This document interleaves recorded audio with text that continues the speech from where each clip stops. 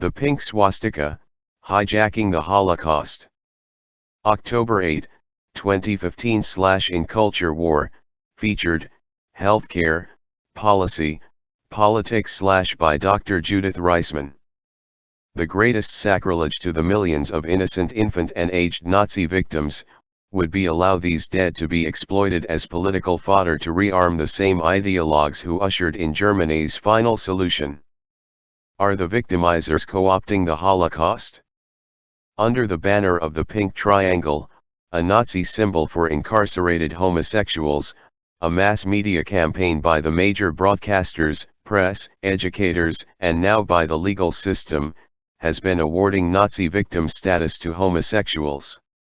Claiming to have been victimized by the Nazis just like the Jews, and Jehovah's Witnesses and other groups murdered by the Nazis, pink triangles have swept the land, embossed on fancy stationery, upscale checkbooks, flags, posters, stickers, shirts, pins, and on classroom doors as a safe space for gay, bisexual, transgendered, and questioning youth, and the like. After losing nearly all of my Jewish family in the gas chambers during World War II, and being old enough to remember that war, one was deeply disconcerted when Holocaust museums worldwide advertised new exhibits alleging the Nazi mass murder of homosexuals. One of the complaints of museum curators has been the dearth of evidence with which to document museum assertions of a Nazi animus toward homosexuals. Now, here come the authors of the Pink Swastika, Homosexuality in the Nazi Party, Scott Lively and Kevin Abrams, charging that there is a reason why evidence of a fatal form of Nazi homophobia has been uniformly lacking. For Lively and Abrams instead document the homosexual movement as the agents that ensconced National Socialism, the Nazi Party, and Adolf Hitler, thus triggering a Holocaust which engulfed all of Europe. Hitler's silence on homosexuality in Mein Kampf. Writing of those days in the Mass Psychology of Fascism, radical German sexologist and Hitler contemporary, Wilhelm Reich, warned that Nazi leadership was both ideologically and actually homosexual. Almost as an aside, Reich noted Nazi leaders such as Blücher, Röhm. Rosenberg represented Hitler's fascism, which was, Reich said, a male state organized on a homosexual basis. 2. But, the confirmation of a Nazi homosexual bias are found in the formal writings of Adolf Hitler himself, in the Bible of the Nazi movement, Mein Kampf 3 My Struggle. Here the reader meets up with page after page of Hitler's outspoken hatred of Jews, Marxists, Negroes, Chinese, Arabs, women, and all Eastern Europeans, along with his overwhelming worship of power and disdain for Judeo-Christian morality alongside his strategy for world domination. In his introduction to Mein Kampf, Konrad Hayden reconfirms Hitler's hatred for Christianity, as he viewed the belief in human equality to be a Jewish plot, made popular due to Christian churches. Hitler here outlines who he and Germany should hate. He hid nothing. Jews and the like were subhuman, they were parasites, vampires, liars, cowards, traitors, among other adjectives. However, search the Nazi manifesto for any animosity, contempt, much less disgust of homosexuals. To do so is to search in vain. In point of fact, as Reich knew personally, Hitler eulogized and venerated the archetypal super-macho Aryan male, for whom women were seen to serve the role of breeders for the race of supermen. The Führer's contempt for women is made vivid by the abnormal way in which he used his niece and the few other women close to him, including Eva Braun. Contemporary homosexual Nazi fashion. Hitler outlined in Mein Kampf who would live and who would die, he stated who would be slave and who would be master. The Pink Swastika opens his fascist Bible to the prototypical Nazi macho homosexual male, best expressed today in the widely popular Tom of Finland fantasy drawings sold in all homosexual bookstores, magazines, as well as in general advertisements for gay films and phone sex. Common are the blonde, square-jawed, youngish muscle men wearing Luftwaffe caps, skin-tight black pants, high black polished boots. This macho male sports a black leather strap going from the shoulder diagonally across a hairless, bare, Aryan chest, a whip swishing alongside the hero's slender hips.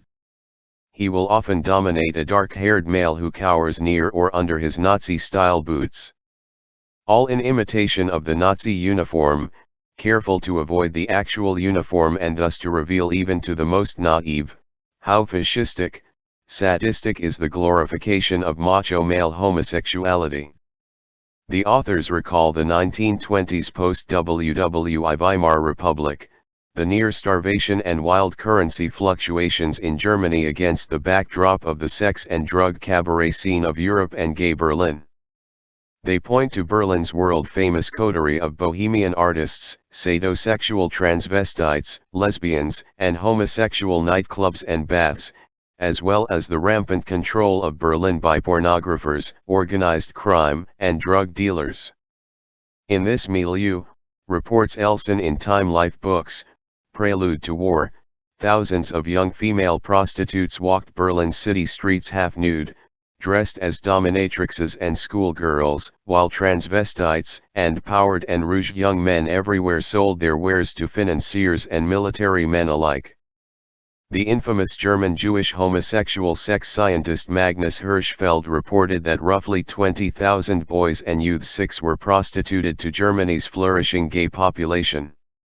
The British, quad-American homosexual icon, Christopher Isherwood blissfully said of Berlin's 1920s boy brothels, "Berlin is for boys, the German boy, the blonde."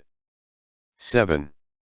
In the midst of such pansexual revelry, it could be argued that were Hitler a shy, retiring sort of bookworm, he might not notice the dominating homosexual sensibility and the erotic mix of sexes.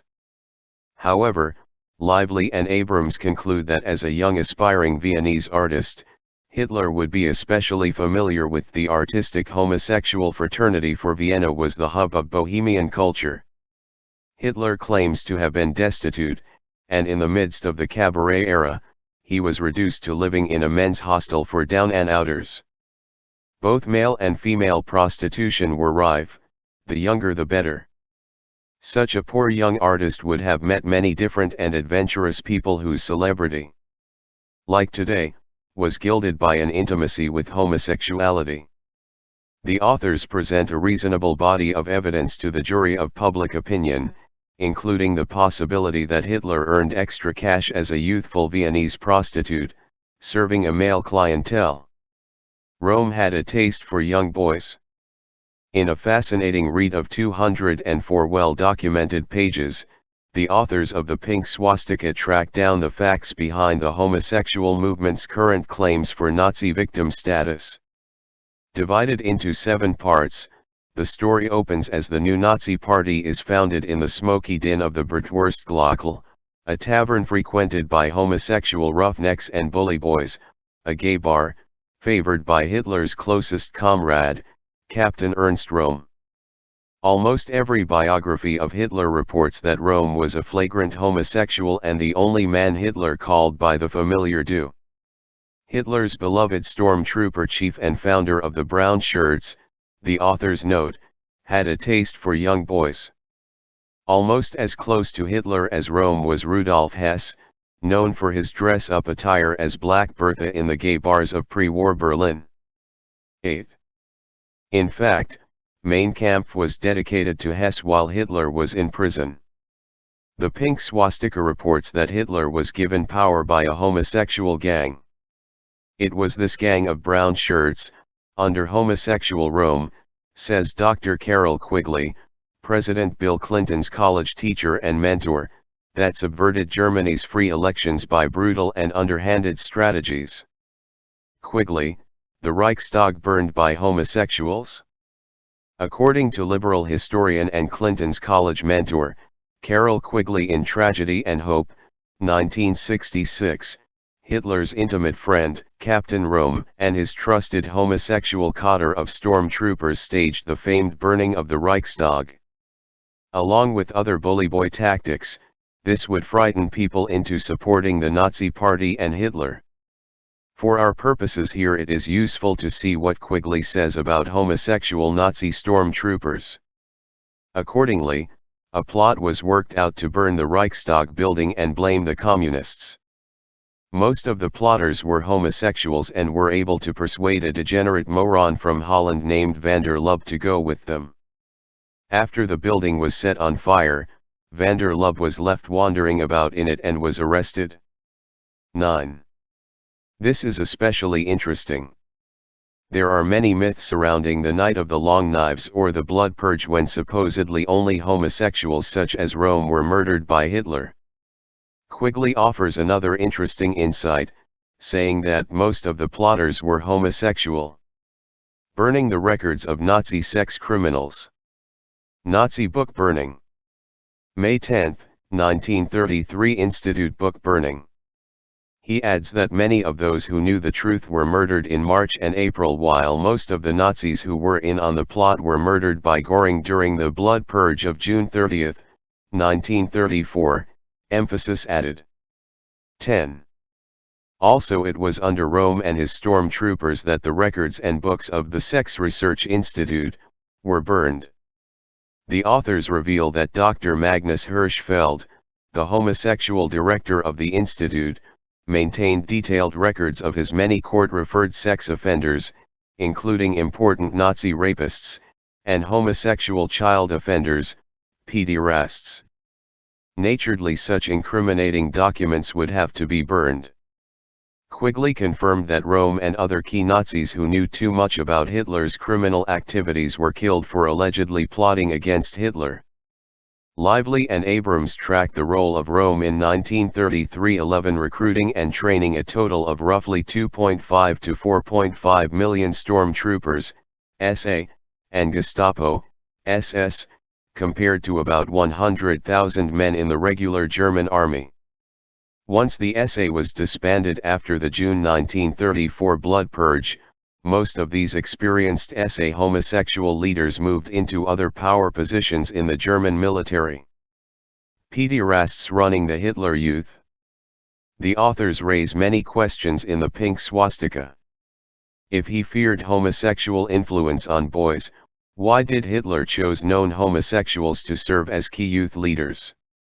Karl Fischer, a homosexual teacher, began the Wandervogel, a German version of the Boy Scouts, which became the Hitler Youth in 1933, under a well-known pederast, Hans Blücher, who wrote of Man-Boy Love. Gerhard Rossbach, homosexual Nazi leader of the Freikorps, gave over leadership of the Schill Youth to Edmund Heinz, a convicted Nazi pederast, and murder, all under the watchful eye of Adolf Hitler. The Pink Swastika reports that while Hitler and his Gestapo chief, Heinrich Himmler methodologically annihilated all German and European Jews via mass deportations to death camps, beyond political homophobic rhetoric after the Rome murders, and a demand that men produce children for the Aryan race, Hitler refused to attack homosexuals. Göring dressed in drag and war camp makeup. Adolf Brand. Adolf Brand. Adolf Brand, a pederast child pornographer, was one of many prominent butch advocate homosexuals who continued to live, write, and entertain in Germany, untouched by the Nazis. Other homosexual and bisexual leaders cited by these and other authors included Blotter von Schirach, Hitler Youth leader, Hans Frank, Hitler's Minister of Justice, Wilhelm Bruckner, Hitler's adjutant, Walther Funk, Hitler's Minister of Economics, friend and advisor Hermann Göring, Hitler's second-in-command, who dressed in drag and war camp makeup. Also, Hans Conrad founded Germany's largest gay rights organization, Society for Human Rights, which counted SA chief Ernst Röhm among its members. Below left, sitting, Edmund Heinz, a pederast sadist. Below left, standing next to his alleged lover Röhm, Dr. Karl Gunther Heimsoth, a homosexual Nazi who coined the term homophile, and Julius Streicher, an infamous pornographer and pederast who was very close to Hitler. Blotter von Schirach, left. Blotter von Schirach, left, Hitler Youth Leader. The question of homosexuality versus anti-Semitism come together most profoundly in a man named Emil Maurice, Hitler's close Jewish personal secretary and chauffeur. One of the Rome Purge assassins, apparently Maurice, lived as a member of the SS, until the war's end. Lively and Abrams cite Maurice as homosexual. Malo, in his History of the SS, identifies Maurice as Jewish in an infamous photograph below. Hitler and 4 of his first SS men, a 5th has been erased. L2R, Schoepke, Schreck, Hitler, Maurer, and Schneider.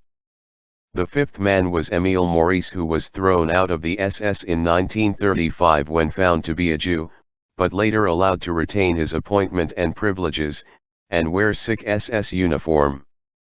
12. Hitler Maurice. Hitler with Emil Maurice, his chauffeur. It is absolutely inconceivable that Maurice was not known as Jewish. Beyond his appearance, his family, and the very high probability of his circumcision, it is reasonable now to consider whether Hitler had a sexual relationship with his handsome young chauffeur, a not uncommon arrangement as identified in reports of the time. So, how to explain Maurice? Maurice is the man erased in the SS photograph, his 2 shoes still quite visible in the picture. These other photos reveal Maurice to be a rather Semitic-looking young man, always close behind Hitler. Now that Lothar Machten, a reputable German historian, confirmed Hitler's homosexuality, it is highly likely that Maurice was indeed one of Hitler's lovers. At any rate, whatever Hitler's relationship with Maurice, who remained a member of the SS during the war, suggests that the homosexual lust easily overpowered anti-Semitic hate. As politically uncomfortable as it has become to face the role of macho homosexual men in establishing Nazism, Dr. Nathaniel S. Lehrman, former clinical director of Kingsborough Psychiatric Center in Brooklyn, NY, wrote, Adolf Hitler's homosexuality has been demonstrated beyond question by German historian Lothar Machten's massively researched new book, The Hidden Hitler, but the crucial role within the Nazi movement of the most vicious and lawless types of homosexuality, which Machten also shows, is even more important than Hitler's personal preference. In 1933, 6 months after Hitler took power, the distinguished Jewish author Ludwig Louis described what Machten confirms, that the entire Nazi movement is in fact and by certain aspects of its avowed ideology drenched through and through with homoerotic feeling and practice. And those homosexual currents inextricably were connected with vicious German militarism long before the Nazis. 13. The intimacy of Maurice and Hitler is important in terms of what it tells us about the power of the homosexual drive. The captions read: Picture number 1, Hitler in prison with Maurice, Kriebel, Hess, and Dr. Frederick. Picture number 2, common room of Nazi prisoners at Landsberg. Behind Hitler, Emil Maurice, early companion and chauffeur. 14. Most histories of World War II, see especially Schirer's The Rise and Fall of the Third Reich, report Hitler's ties to the notorious homosexual, Ernst Röhm, and other males within his coterie. The Pink Swastika notes, if anything, that sex laws under Hitler's Reich Minister of the Interior Heinrich Himmler were largely tolerant toward the 2 million Germans Himmler said were registered in homosexual organizations in 1933, for only repeat offenders can be incarcerated. Homosexual artists and actors were also safe. But, repeat offenders meant a 4th public sex offense, or someone who had already served 6 months in jail for repeated offenses. In 1940, Himmler reiterated that only multiple offenders, largely engaged in sex in a public forum, might be jailed. However, wrote Himmler, artists and actors might escape any penalty, despite how often they were found in compromising situations. 15. During the Hitler era, Of roughly 70 million Germans, 16, less than 1%, hardly 1/100th of all the country's inhabitants were Jewish, said Hitler. 17 Maurice Ernst, in his book on Kinsey, discussed Hirschfeld's findings. Germany, with a population of 62 million, there were nearly 1.5 million men and women, said Hirschfeld, whose constitutional predisposition is largely or completely homosexual. Just how big a proportion of his estimated 1.5 million German homosexuals found their way into Nazi uniforms is not known, of course. But a good many of them were attracted by the Nazi principles and the society of their fellows in a bond which excluded all women, p. 169-170.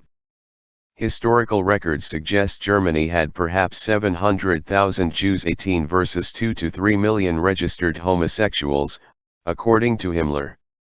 Whether there were 1.5 million, Hirschfeld, or 2 to 3 million, Himmler, at most 10,000 German homosexuals were sent to work camps, 6,000 died and 4,000 were released. The 6,000 homosexual deaths are a minimum of Germans who would have been femmes, despised by the homosexual-powered elite, as well as collections of homosexuals who were also Jewish, Italian, Asian, Black, Communist, Marxist, and the like. Out of 2 to 3 million homosexuals, 6,000 femmes or reds killed. This still leaves estimates of 20,000 male prostitutes unaccounted for, with the under 1% of homosexuals largely interned in work camps, not, the authors note, the death camps for Jews and other outcasts. Lively and Abrams point to the nearly 100% extermination effort by the Nazis toward all captured Jews of all nationalities, gassed or interned in death camps. The especial concern of Hitler that all good Germans reproduce in order to create an Aryan nation must not be forgotten. Aryan Germans were expected to breed, and it is well known that German breeding farms were established for that purpose. Non-German homosexuals appear to have been of no interest to the Nazis, for there is no record of any attempts to hunt, arrest or harm foreign homosexuals, for any reason. The evidence strongly suggests these selected German homosexuals were killed for political reasons, versus 566,000 of roughly 700,000 German Jews, 85%, 23.5% of all Gypsies, 10% of Poles, 12% of Ukrainians, 13.5% of Belarusians. 19. The German military plot to kill Hitler resulted in the murder of the few men responsible, as well as 7,000 of their family members. The authors raise some interesting questions, such as where is the record of retaliation for those who hid, hired, nursed, and fed persecuted homosexuals? The authors' discussions of the Butch versus Femmes battle raging between German homosexuals and the effect of this internal war on alleged book burning, and the like, answer many critical questions. Elie Wiesel, homosexual guards trafficked in Jewish boys. In The Rise and Fall of the Third Reich, Scheier said Hitler welcomed murderers, pimps, homosexual perverts, drug addicts, or just plain rowdies. 20 In fact, even Scheier sidestepped the brazenly homosexual nature of Nazi Party pioneers, a critical body of knowledge for any society contending for a civil existence. The authors cite several million Butch-type Rome homosexual Nazis who worked as guards and directors of women's and men's death camps and work camps. Elie Wiesel, the world-famous Holocaust survivor, reported witnessing homosexual guards and administrators who kept and raped young Jewish boys at will. There was a considerable traffic in children among homosexuals here, I learned later. 21. Lively and Abrams report that basic mathematics refute the idea that homosexuals were killed for being homosexual. For were homosexuals treated like Jews, 2 to 3 million out of 2 to 3 million German homosexuals should have lost their businesses, their jobs, their property, their possessions, and most should have lost their lives.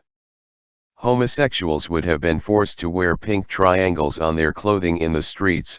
They would have had their passports stamped with an H, barred from travel, work, shopping, public appearances without their armbands, and we would have thousands of pictures of pink triangle graffiti saying "kill the faggots," and the like.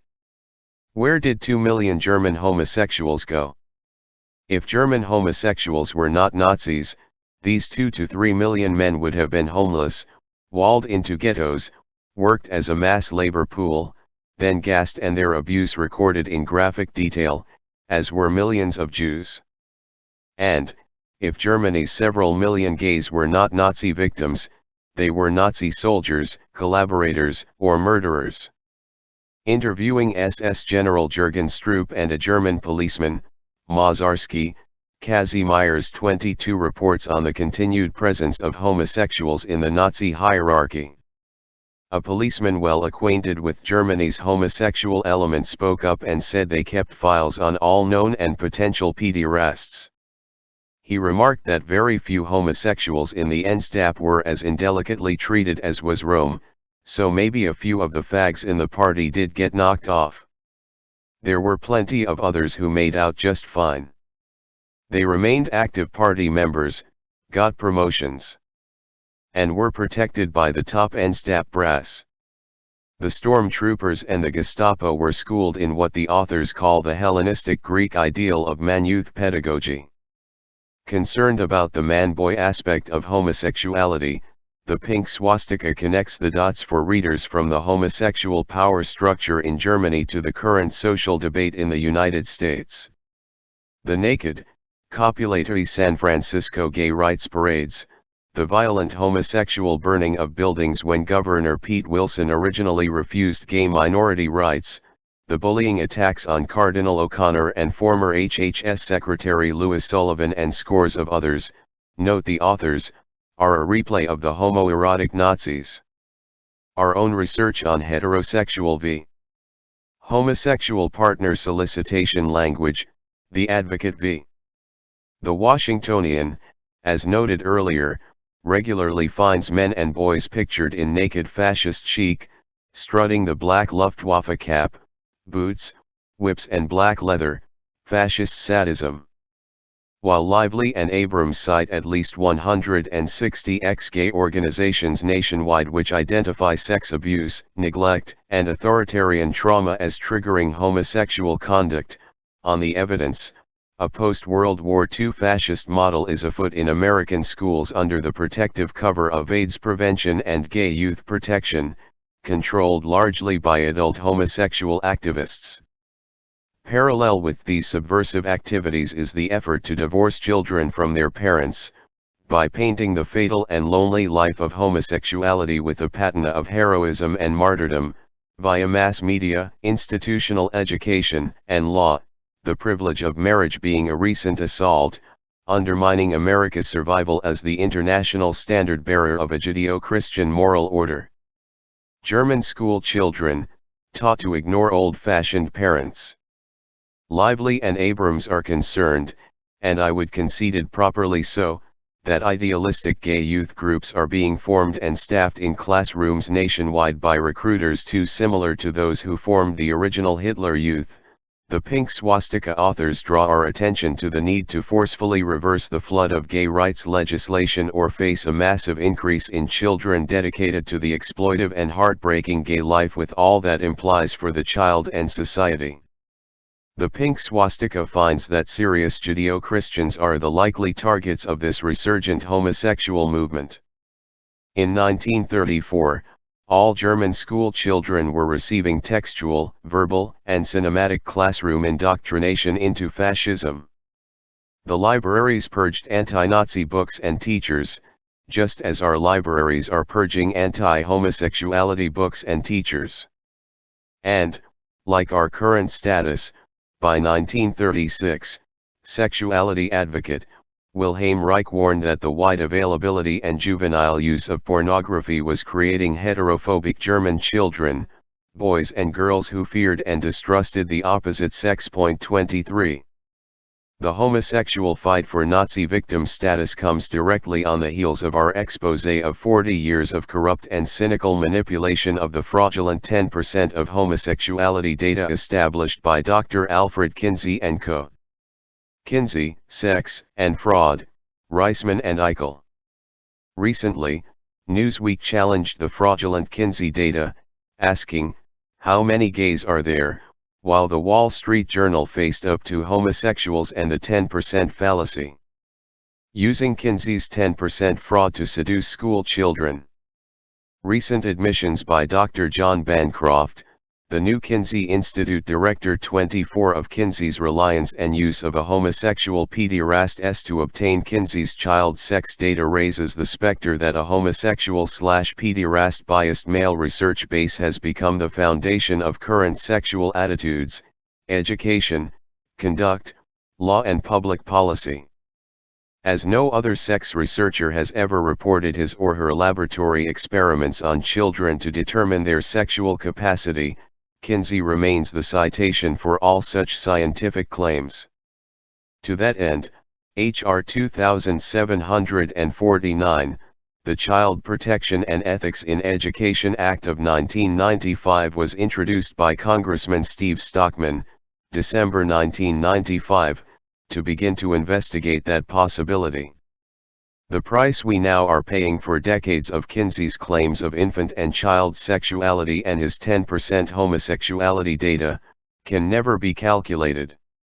At left is an advertisement in the Washington Post, circa 1997, designed to frighten and intimidate parents into accepting the notion that homosexuality is genetic, and may include their son. In the book, Coming Out of the Classroom, 1991, out lesbian Virginia Uraby, the originator of Project 10, describes the way in which the homosexual movement used Kinsey's fraudulent homosexual data to enter the classroom. Project 10, named after Kinsey's, 1948, estimate that 10% of the population is exclusively homosexual, originally envisioned as an in-school counseling program, has become a district-wide and nationwide forum for the articulation of the needs of lesbian, gay, and bisexual teenagers. 25. Some closeted percentage of the lesbians and homosexual male counselors and teachers entering these classroom counseling programs are also child molesters. Homosexual volunteers in schools and at the gay and lesbian and bisexual and transgendered youth clubs to aid children need to be seen in concert with old-fashioned wariness about bachelors, in general, and homosexual bachelors in particular. As we have seen, sexual predators use the classroom to gain access to a vulnerable pool of child victims. Sexually victimizing children is more smoothly accomplished if the academic subject matter is not math or science but sex, when sexual ideas, issues, acts, pictures, seem to be a natural part of the educator's mission. Gay and Lesbian Youth School Clubs, a Hitler Youth spin-off. Writing in Gay and Lesbian Youth, 1989, Hurd explained why homosexual youth recruitment increased. We had not foreseen that, gay youth would also have to contend with the new horrors of AIDS, that teenage gays and lesbians would shun older gays as role models or even as friends. 26. To meet this challenge, said Hurd, only now has gay culture begun to institutionalize socialization techniques for the transmission of its cultural knowledge to a younger generation. 27. As local gay movements provide their own infrastructural support for the coming out process in teens. 28, emphasis added. Douglas Feldman, a medical anthropologist, claimed, "These kids are the gay community's future and we must invest in them." 29. Yet, he adds that gay and lesbian zero organizations discourage having gay boys tested for HIV. 30. Teenagers tend to be very susceptible to sexually transmitted diseases, 31, observed Feldman. In any event, Feldman says these boys have about a 1 in 4 chance of developing AIDS in 32, approximately 5 years. Adult sex with consenting minors is still statutory rape.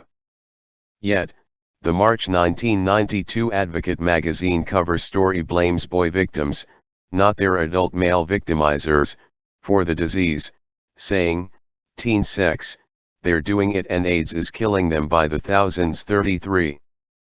Now the homosexual press regularly reports that scores of closet lesbians and homosexuals are in place to resurrect homosexuality, reshaping the nation's ideals of child, marriage, justice, research, law, health, sexuality, crime, and public policy from the old bi/homosexual sensibility. And establishing homosexual enclaves in private, public, and even some parochial schools everywhere based on the idea that children are born homosexual, bisexual, transsexual and so on and on. If it is true that institutional Judaism capitulated to homosexual pressure in Holocaust museums worldwide, awarding Nazi victim status to the macho male ideology which launched the Holocaust, 34, what does growing homosexual power mean to their memory, and to the way homosexual power will exert itself in the future? Historical research on Nazi homosexual power should be pouring out from our institutions of higher learning. That universities are captured by politically correct homosexual/feminism only proves how dangerous fraud in science has been and continues to be for our nation. The pink swastika should be studied in all our schools, primary to university, for woe unto our nation should we ignore the warning of James Madison in 1832, a popular government, without popular information, or the means of acquiring it, is but a prologue to a farce or a tragedy, or perhaps both. 35. Endnotes. 1 circa February, 1998. 2 Wilhelm Reich, 1970, The Mass Psychology of Fascism. Penguin, New York, pages 123, 127. 3 The American Heritage Dictionary of the English Language. 1992, Houghton Mifflin. 4 The Concise Columbia Encyclopedia. 1991, Columbia University Press. 5 Robert Elson, 1976, Prelude to War. Time Life Books, New York, pages 70 to 83. 6 Havelock Ellis, 1934, Psychology of Sex, Ray Long and Richard R. Smith Incorporated, New York, p. 221 to 222. Ellis cites Magnus Hirschfeld's research on boy prostitution. 7 Christopher Isherwood, 1953, Christopher and His Kind, Farrar, Straus, Giroux, New York, pages 4 to 5. 8 The Washington Blade, August 11, 1985, p. 47, A Homosexual Press. 9 Carol Quigley, 1966, Tragedy and Hope, Macmillan Company, New York, p. 437. 10 Ibid. 11 Pictures taken under fair use from the U.S. National Archives. 12 Andrew Mallow, A Pictorial History of the SS, 1923 to 1945. Stein and Day, New York, p. 19. 13 Nathaniel S. Lehrman The Hidden Hitler, Insight on the News, February 25, 2002, website, http://www.thirdreich.net/was_Hitler_gay.html http://www.defendthefamily.com/pfrc/archives.php?ID =7968553. 14 John Toland, 1976, Adolf Hitler, New York. Ballantine Books, p.131. 15 C. Eldon R. James, ed., The Statutory Criminal Law of Germany, Washington, The Library of Congress, 1947, pages 114 to 115, and Timothy Curley Charles Slade's Guide to Foreign Legal Materials, German, published by the Baker School of Foreign and Comparative Law, Columbia University, 1990. 16 Morris Ernst, American Sexual Behavior and the Kinsey Report, The Greystone Press, New York, New York, 1948. 17 Mein Kampf translated by Ralph Mannheim, Boston, Century Edition, Houghton Mifflin, 1962. Also see Ingo Müller, Hitler's Justice, Harvard University Press, Cambridge, Mass., The Courts of the Third Reich, 1991, where Müller writes accounts of the power and influence wielded by Jews in the Weimar Republic have usually been grossly misleading. In actual fact, the percentage of Jews in the population of Germany declined steadily from the late 19th century onward, shrinking from 1.2% in 1871 to 0.76% in 1930, 0.16% of all government employees. p. 59. 18 The People's Chronology, Henry Holt and Company Incorporated 1992. 19 Katz, Stephen. 1989. Genocide in the 20th Century, Holocaust and Genocide Studies, Vol. 4, No. 2. Great Britain, Pergamon Press, pages 127 to 148. 20 William Shirer, The Rise and Fall of the Third Reich, New York.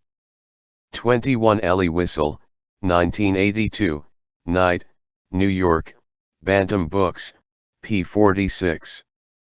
22 Mazarsky, Kazimierz, 1977. Conversations with an Executioner. New Jersey, Prentice Hall. Pages 38.